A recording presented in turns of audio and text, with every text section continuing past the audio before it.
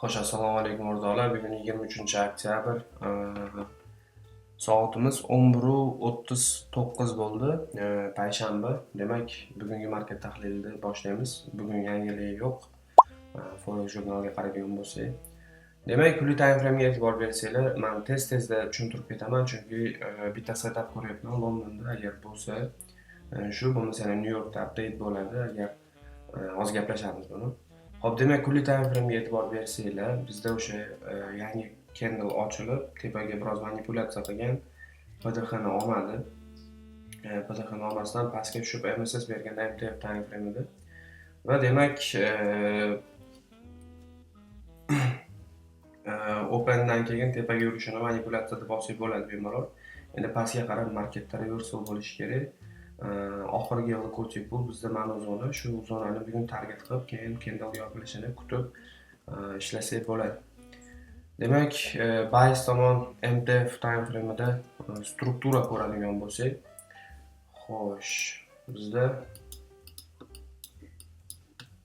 e'tibor bersanglar, pastga qaraganda tushib ketyapti, biling.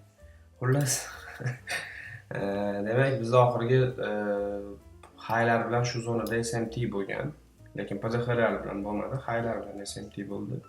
Bu o'sha MTF time frame'idagi va bizda oxirgi high va low zonamiz, ya'ni range zonamiz shu edi va bu zonani grab deb olsak bo'ladi. Bir xil odam mana bu zonada grab bo'ldi, endi tepaga qarab ketish kerak narx degan deyishi mumkin. Bu prosta tepaga chiqib shu zonadagi stop losslarni yig'ishtirish bo'lgan edi. Va undan keyin narxda bizda o'sha grab bo'ldi, e'tibor bersanglar, va bizda range bor. Range'da premium discount zonasini tortadigan bo'lsak, narx premium zonaga chiqdi. Premium zonaga chiqib, mana bu BPR dan reaksiya olib tushib ketyapti. No timingda nimaga setup ochmaymiz bu yerda. O'sha past olib qo'ysa, o'sha fail bo'ladi hozirgi ideya. Keyin New Yorkda gaplashib olamiz bemalol.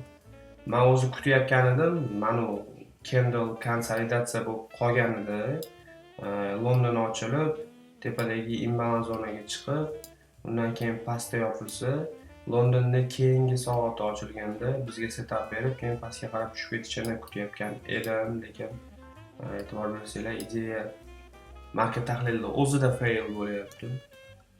Ya'ni narx birinchi BPR dan pastga qarab ketyapti, no timingda.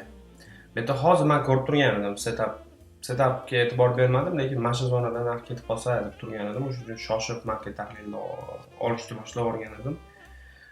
Demak, fail bo'ladi, o'z-o'zidan ideyamiz. Shuni bir soatdan olib qo'yadi. Demak, endi London Killzone ochilsa, nima kutsak bo'ladi? London Killzone ochilsa, balki pastga tushib, undan keyin yana London o'zi range berishi mumkin. Shu zonalarda London range bersa,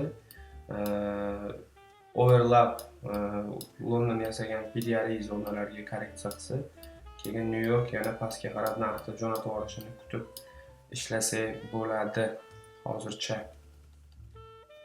Shu ideya, agar hozir chizganim unchalik ko'p yaxshi tushunilmagan bo'lsa, London ochilishi bilan sraz pastga tushib va London o'sha undan keyin candle pastga tushib, keyin narx tepaga overlapda korreksiya qilsa, London yasab ketayotgan range ga narx keladi. Birinchi short term candle'ni ikkinchi New York candle tozalab, undan keyin market maker sell modelini davom ettiradi.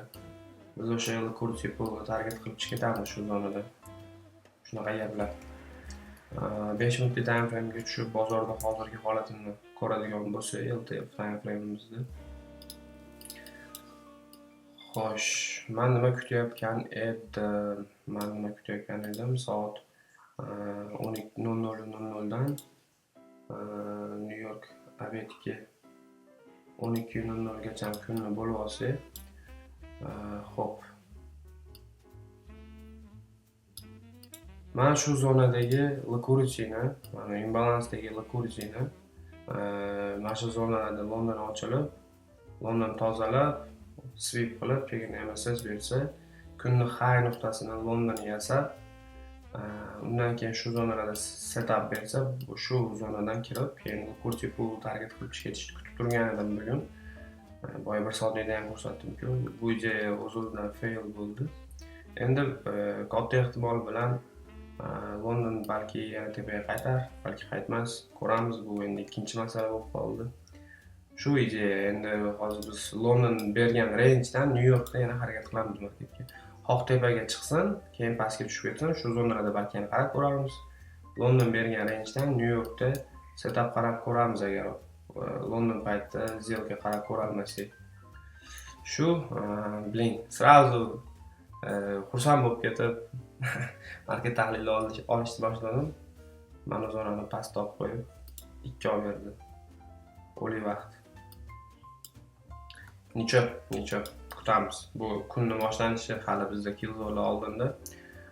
Salomat bo'linglar, charchamanglar, kuninglar yaxshi bo'lsin. Update bo'lsa, setup bo'lsa, kanalimga qo'yaman. O'zinglar ehtiyot qilinglar. Gaplashamiz. Endi hozir kimdir aytishi mumkin, men bitta narsa aytib ketay. Mana bu zonani MSS deb olsak va narx London ochilib qaytganda shu zonalardagi IPVG'lardan kirsak bo'ladimi degan savol kimdir berishi mumkin, balki kimdir kirib borar. Nima demoqchiman? Mana bu zonadagi high bu kuchli high emas. Chunki buni na Osiyo qo'ydi, na London qo'ydi. Buni dead zone qo'yapti. Tushunyapsizlar? Bu zonada Osiyodan oldingi o'lik vaqtda yoki overlapda qo'yilayotgan likurtilar, bular kuchli likurti emas stop loss qo'yish uchun.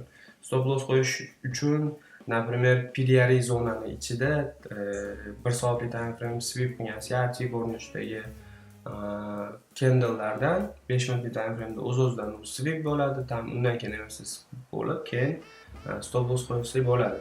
Tushundinglar? Xo'sh, demak shunaqa. Kuninglar yaxshi o'tsin, gaplashamiz.